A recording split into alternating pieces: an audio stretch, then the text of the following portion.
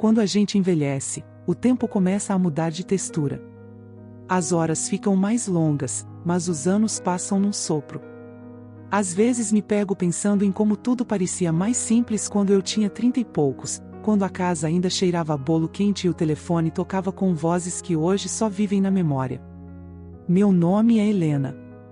Tenho 74 anos e uma história que não cabe num único fôlego.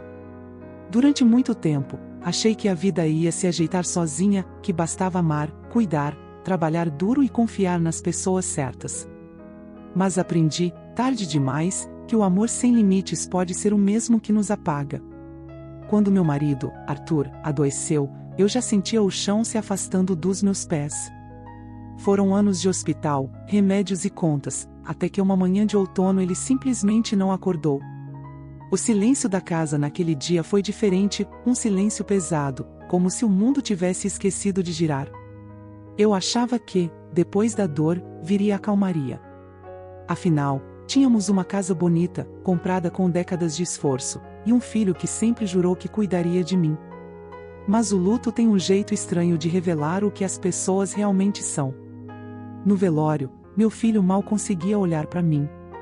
A nora, elegante como sempre, falava com os parentes como se tudo aquilo fosse apenas mais um evento social. E, quando a poeira do funeral assentou, eles começaram a me tratar como se eu fosse um peso.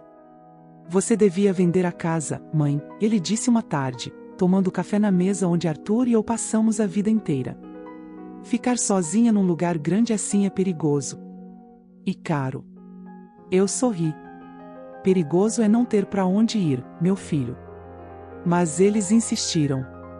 Falaram de segurança, de praticidade, de pensar no futuro. Só que o futuro, para mim, já estava aqui. Aquela casa era o último pedaço do que restava de nós, o jardim onde Arthur plantou as primeiras roseiras, a cozinha onde aprendi a esconder lágrimas enquanto mexia o feijão. Mesmo assim, acabei cedendo. Quando a gente ama um filho, o raciocínio se confunde com o afeto. Eles disseram que cuidariam de tudo, que eu poderia ficar tranquila. É só transferir a escritura pro nome da família, mãe. Fica mais fácil resolver as burocracias. Assinei os papéis. Não perguntei muito. Acreditei, como sempre fiz. Alguns meses depois, percebi que a casa já não era mais minha. A nova escritura trazia apenas os nomes do meu filho e da nora. Quando questionei, ele desviou o olhar. Foi o contador que recomendou assim, mãe, questão de imposto. Você continua morando aqui, sem problema nenhum. Sem problema nenhum. A frase ecoou na minha cabeça por semanas. Até o dia em que ela, a nora, me chamou de peso morto. Eu estava dobrando toalhas na cozinha quando ouvi. A gente não pode continuar bancando ela. É um peso morto, João. Meu coração parou por um instante. Não entrei na sala. Não gritei. Apenas sentei e fiquei olhando pela janela, vendo o vento balançar as cortinas. Foi ali que percebi, eu não morava mais na minha casa. Eu apenas ocupava um espaço que um dia foi meu. Naquela noite, deixei o jantar pronto como sempre. E, enquanto eles dormiam, fui até o quarto, abri a gaveta de Arthur e peguei o envelope onde guardávamos a escritura antiga, as fotos, e uma carta que ele escreveu antes de morrer. Nela, ele dizia: se um dia se sentir perdida, Helena, lembre-se de que você é o lar. No dia seguinte, quando meu filho chegou da rua, deixei um bilhete na mesa: já que sou peso morto, deixo para vocês o que tanto querem. A casa, as contas, as lembranças. Eu vou recomeçar do zero, como fiz tantas vezes antes. Peguei uma mala pequena, algumas roupas, e fui embora. Não chorei. A gente só chora quando ainda tem esperança. Peguei o primeiro ônibus pro sul da Flórida, onde uma amiga antiga vivia. Ela sempre dizia: aqui o sol cura qualquer coisa, até o que a gente não sabe nomear. Eu não sabia o que estava procurando, mas sentia que precisava respirar longe do eco daquelas paredes. A estrada foi longa, e a solidão, imensa. Mas havia também uma sensação de leveza. Pela primeira vez em anos, eu não devia nada a ninguém. Quando cheguei à Flórida, a amiga me recebeu com um abraço e uma xícara de café. Helena, o que você fez? Perguntou, meio chocada. Deixei tudo para trás, respondi. Até o que não me pertencia mais. Ela me arrumou um quartinho no fundo da casa. Nos primeiros dias, dormi pouco. Acordava antes do sol, sentava na varanda e ouvia os pássaros. Aos poucos, o som deles foi tomando o lugar do silêncio que me matava. Ainda não sabia o que faria da vida, só sabia que não queria voltar. E, num dia qualquer, caminhando pela praia, encontrei um grupo de senhoras vendendo artesanato. Uma delas, com olhos vivos e mãos calejadas, me perguntou se eu sabia costurar. Ri. Costuro desde menina. Já consertei o mundo inteiro com linha e agulha. Ela sorriu. Então venha costurar com a gente. Foi assim que tudo começou. Nos primeiros meses, o calor da Flórida parecia querer me engolir. Era um tipo de calor que grudava na pele e fazia o passado parecer mais distante, como se o ar pesado impedisse as lembranças de voltarem rápido demais. Eu passava as manhãs ajudando as senhoras na feirinha de artesanato. A maioria era como eu, mulheres que tinham vivido demais e, ainda assim, estavam recomeçando. Cada uma trazia uma história escondida nas rugas e nas mãos, divórcios, perdas, filhos que se esqueceram de ligar.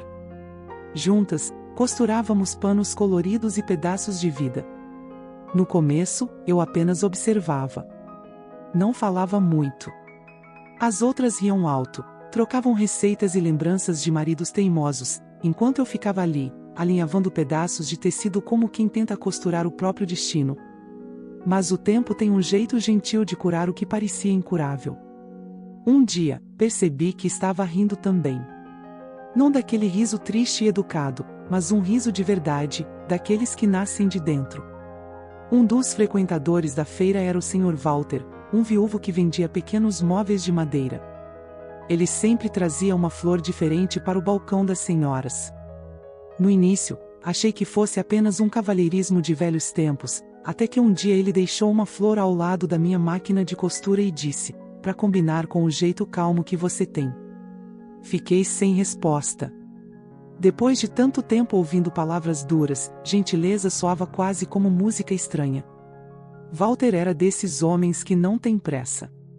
Falava devagar, ouvia com atenção, e tinha um talento para consertar o que estava quebrado, mesas, cadeiras, corações. Com ele, aprendi que a vida não termina quando a gente perde tudo. Às vezes, ela apenas muda de formato. Comecei a ganhar algum dinheiro com as costuras. Fiz bolsas, almofadas, vestidos simples. Logo, as freguesas voltavam dizendo que minhas peças tinham alma. Achei engraçado, nunca costurei para vender beleza. Costurava para não desmoronar.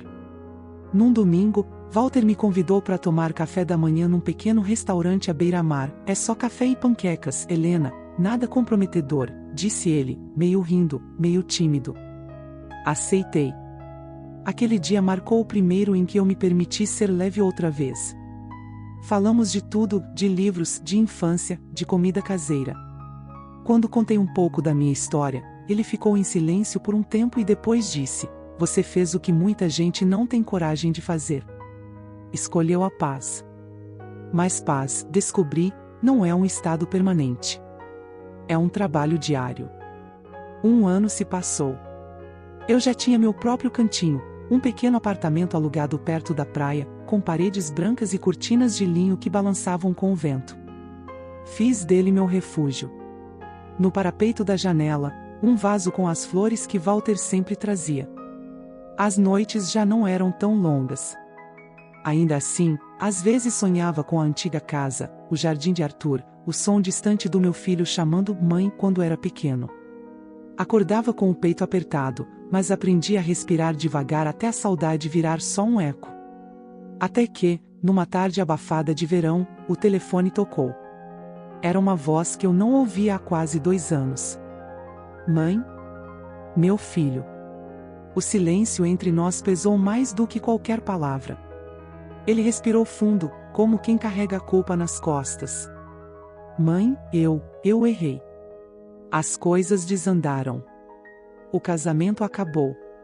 A casa está sendo tomada pelo banco. Eu não sei o que fazer. Por um instante, senti a velha dor latejar. Parte de mim queria desligar. A outra parte, a que ainda lembrava dele criança, com o rosto sujo de chocolate, não conseguiu. Você está bem? Perguntei apenas. Não, mãe. Eu perdi tudo. Respirei fundo. Nem tudo, João. Ainda tem a chance de começar de novo. Ele chorou. Eu também, mas em silêncio. A vida, às vezes, cobra o preço da lição com juros altos demais. Nos dias seguintes, fiquei pensando. Eu não tinha raiva, só cansaço. A velhice ensina a diferença entre vingança e justiça. Vingança é o prazer curto, justiça é o silêncio longo de quem escolhe não se rebaixar. Com o tempo, ele veio me visitar.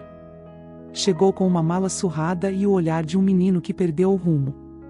Quando o vi parado na porta do meu apartamento, senti o coração bater como antigamente. Posso entrar, mãe? Abri a porta sem dizer nada.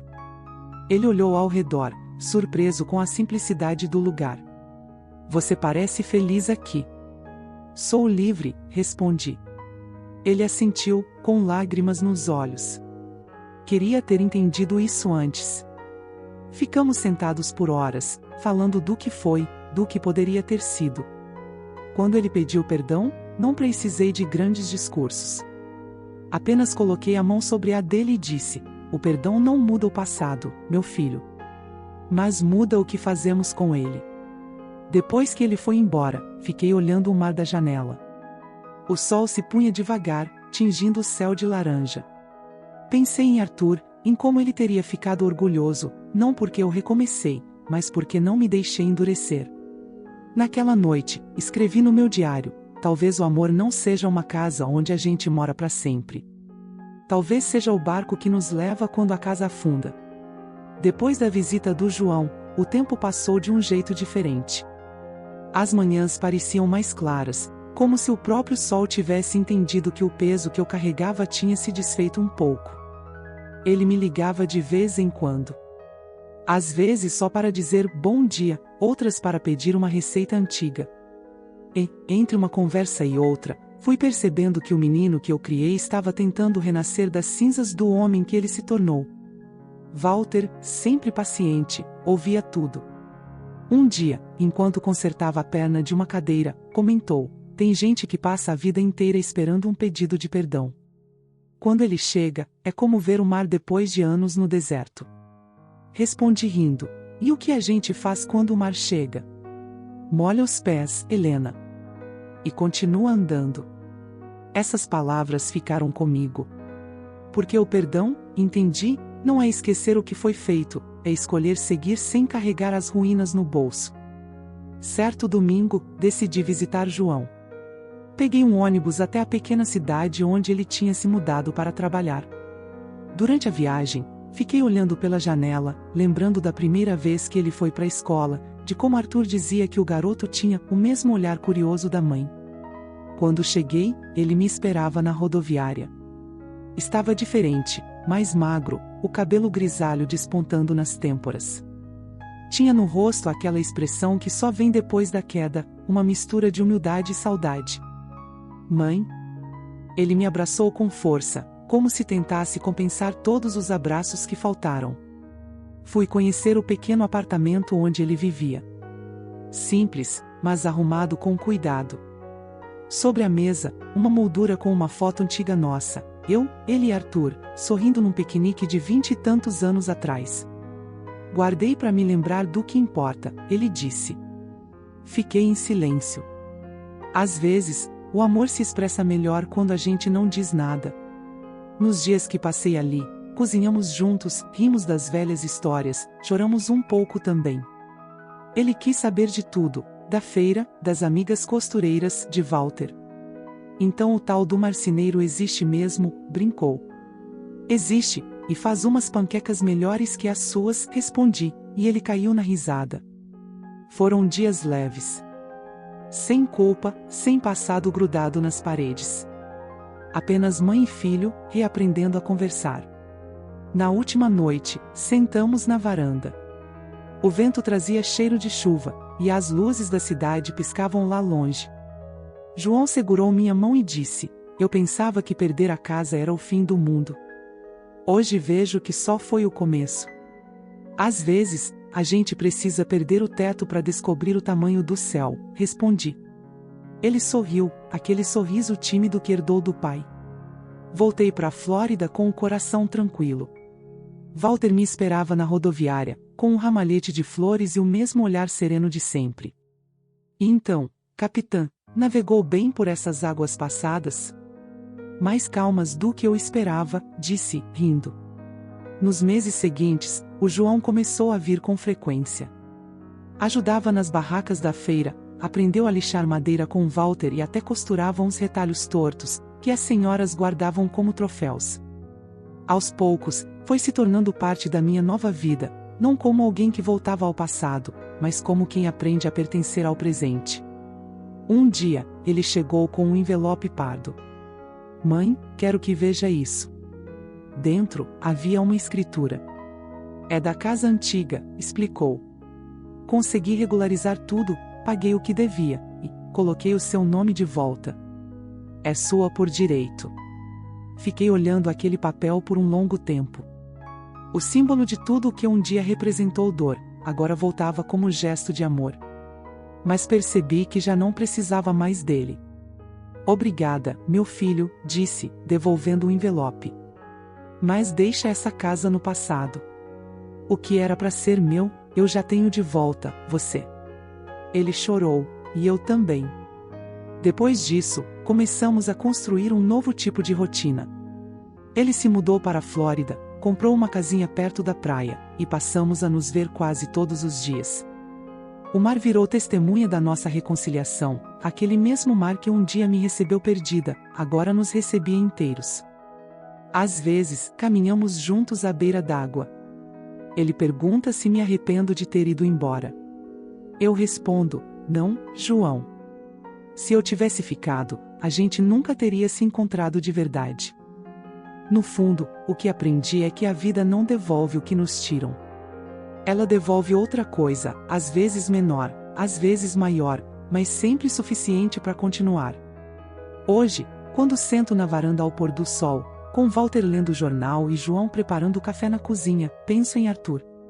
Sinto que ele está por perto, satisfeito, talvez até rindo de ver que, no fim, a casa que perdi virou um lar muito maior, sem paredes, mas cheio de amor. E toda vez que o vento sopra do mar, trago uma certeza simples: o perdão não é um ponto final. É o espaço em branco que permite começar o próximo capítulo. Às vezes me perguntam se eu sinto falta da casa antiga. Sinto, claro. Mas não da casa em si, sinto falta das vozes, dos cheiros, da vida que ela abrigava. O que me consolou foi entender que o lar não é o lugar onde a gente mora, é o lugar onde a alma descansa. E a minha, depois de tanta estrada, enfim descansou. Hoje moro numa casinha simples, de janelas largas, perto do mar. Walter e eu nunca oficializamos nada, mas dividimos o mesmo café, o mesmo silêncio e o mesmo modo de ver o mundo. João vem nos visitar todo fim de semana. Às vezes traz os netos, pequenos furacões de alegria que correm pela varanda gritando meu nome. Ver aquelas crianças brincando à beira do mar é como assistir à continuação de um filme que achei que tinha terminado. A vida, pelo visto, gosta de escrever epílogos generosos para quem teve coragem de seguir em frente. Eu me tornei conhecida na feirinha da cidade. As senhoras brincam dizendo que minhas costuras carregam histórias. Talvez carreguem mesmo. Cada ponto, cada borda, é uma lembrança costurada com paciência, um pequeno lembrete de que o que está remendado também pode ser bonito. Às vezes fico observando Walter lixar uma peça de madeira, com aquele jeito concentrado e calmo. O som do atrito entre a lixa e o carvalho é quase uma oração. Penso em como a vida também nos lixa, tirando o excesso até que o essencial apareça. Muita gente teme envelhecer, mas a velhice tem sua doçura. É quando a pressa se cala e o coração finalmente entende que nem tudo precisa ser resolvido, algumas coisas só precisam ser aceitas. Outro dia, João me perguntou o que eu diria para mim mesma se pudesse voltar no tempo, para aquela mulher de cabelos escuros que ainda acreditava que o amor bastava para segurar o mundo. Respondi, diria para amar, sim. Mas também para guardar um pouco desse amor para si mesma. O coração não foi feito para viver sempre em dívida. Ele ficou em silêncio, e eu percebi que entendeu. Costumo escrever num caderno de capa azul, um diário que começou no dia em que saí da minha antiga casa. Hoje, as páginas estão quase cheias. No fim, deixei um bilhete que talvez algum neto leia um dia. Se um dia o mundo parecer pequeno demais para você, vá embora. Leve só o que é leve, a coragem e o que te faz sorrir. O resto, o tempo recolhe. Às vezes penso em Arthur. Imagino que ele teria gostado de Walter, dois homens de mãos firmes e olhos mansos. Às vezes, quando o vento sopra do mar, fecho os olhos e quase consigo ouvir a voz dele. Você encontrou o caminho, Lena? Sim, encontrei. Não o caminho de volta, mas o caminho para dentro. O tempo me ensinou que a vida é feita de muitas mortes pequenas, o fim de um amor, a partida de um amigo, o adeus a uma casa. Mas cada perda abre espaço para algo nascer, e é nesse espaço que mora a esperança. Hoje, aos 78 anos, ainda acordo cedo. Faço meu café, abro as janelas e deixo o cheiro de marisia entrar. Às vezes, Walter dorme um pouco mais, e eu fico só olhando o sol nascer, colorindo o horizonte com aquele tom dourado que parece promessa. Penso em tudo que vivi. Nas lágrimas e nas risadas, nos enganos e nos milagres cotidianos. E percebo que, no fundo, nada foi desperdiçado. Cada erro me trouxe para cá, para esse momento de calma, onde o passado já não dói e o futuro não assusta. Há quem diga que envelhecer é perder. Eu digo que é decantar. A dor vai profundo, e o amor fica na superfície. Quando a noite chega e o mar fica prateado sob a lua, gosto de sentar na varanda e falar sozinha, como quem conversa com o tempo. Às vezes, penso que se algum dia eu partir daqui, quero que me espalhem nesse mar, para que cada onda leve um pouco do que fui e devolva um pouco do que amei. E se alguém, um dia, ouvir esta história, a história de uma mulher que perdeu tudo e mesmo assim continuou, quero que entenda que não há vergonha em recomeçar. O recomeço é a mais silenciosa das coragens.